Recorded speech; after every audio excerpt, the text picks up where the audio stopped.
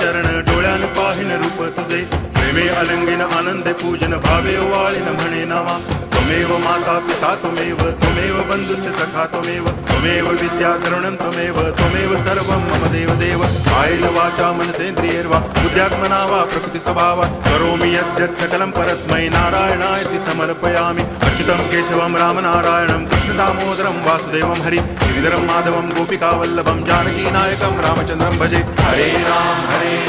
Ram Ram Hare Hare Hare Krishna